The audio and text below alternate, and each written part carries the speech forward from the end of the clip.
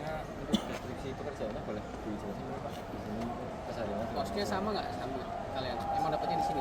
yang di sini. Kalau di M itu fungsi utamanya sebenarnya kayak resepsionis.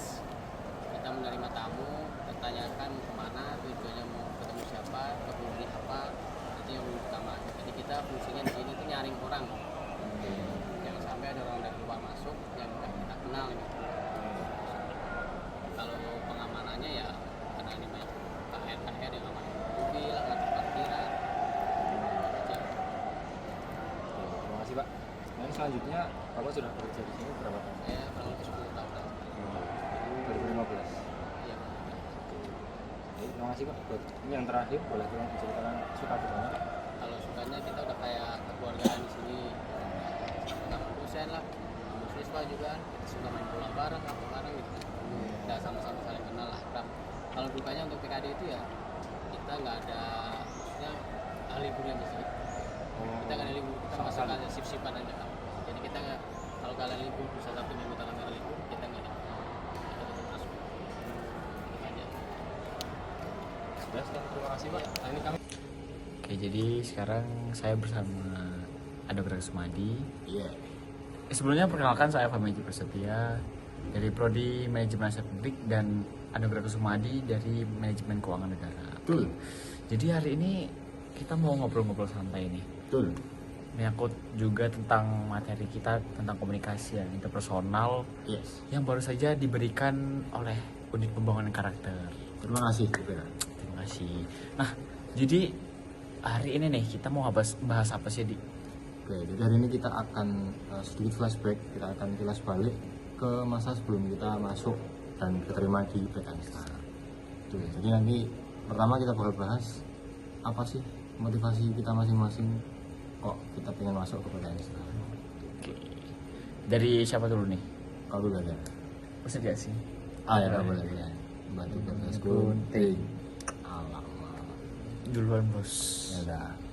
Oke, jadi untuk motivasi aku masuk ke PTN sekarang itu karena yang pertama aku ingin meringankan beban bapak dan ibu dalam menguliahkan aku. Soalnya aku pengen bapak ibu tuh lebih pakai uang yang ada untuk kebutuhan mereka sama untuk membiayai kebutuhan adikku di rumah. Jadi aku punya satu adik masih kelas 2 SD.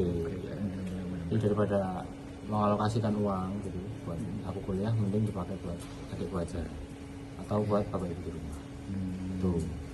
Kemudian ya selain itu pastinya karena di sini pendidikannya gratis, jadi aku bisa pakai uang itu untuk kebutuhanku yang lain. Oke. Juga Lanjut. pastinya ya lulus dari PNS. Bener-bener. Ya, Alasan template motivasi template. tapi bener sih. Motivasi aku juga ya karena kuliahnya di sini gratis, terutama terus aku kan dari Pol Pemberitaan tuh, jadi kan bisa balik ke Palembang, ke Pemda, ke Palembang lagi kan, ke daerah, terus bisa ngerawat orang tua kan sambil kerja juga gitu. Dan aku juga kan anak terakhir nih, pasti kan aku sering di rumah juga kan, itu tujuanku bisa masuk stand di Polbik ini. Oke. Mulia ya tujuannya. Alhamdulillah, semua tujuan itu mulia ya, motivasi untuk masuk sini. Ya. Oke, itu dia untuk pembahasan yang pertama. Lanjut nih kita bahas yang kedua, yaitu perbedaan apa yang kita rasain sebelum kita masuk PKN STAN sama setelah kita udah masuk PKN STAN. Oke. Dari aku dulu nih. Ya, tadi ya. Oke. Jadi ya kan aku gap year juga nih tahun 2023. Jadi belajar biasa aja gitu. Terus materi yang didapat juga semuanya tuh full dari kita semua. Dosennya tuh jarang ngebahas kan. Oh gitu. Gitu. Cari sendiri. Cari sendiri. Tapi ya benar sih memang konsep dari pembelajaran merdeka ini. Terus juga menurut saya di PTN lain tuh kayak sistem kompetisi kayak sistem belajarnya tuh kayak kurang menantang gitu.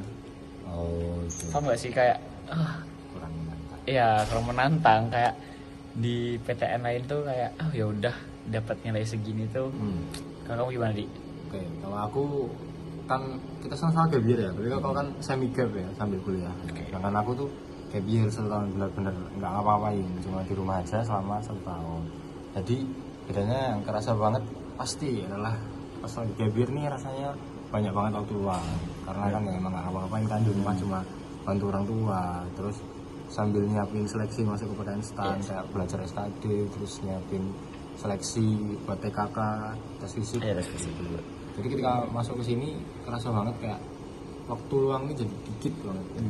Apalagi pas awal-awal masuk ini kan masih belum menyesuaikan sama jadwal asrama kan. Dari pagi sampai malam tuh udah ada jadwal asrama, masih ditambah tugas, masih ditambah kadang ada kuis, ulangan dan lain kayak gitu.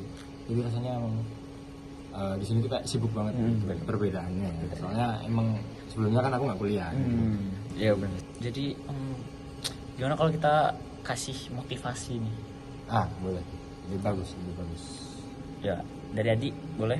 Oke, motivasi untuk orang-orang di luar sana atau mungkin adik-adik yang sekarang lagi mau coba daftar ke PTN atau kemanapun itu, ke kedinasan yang lain, tetap semangat, jangan lupa konsisten, karena kesuksesan itu adalah gabungan dari usaha dan doa.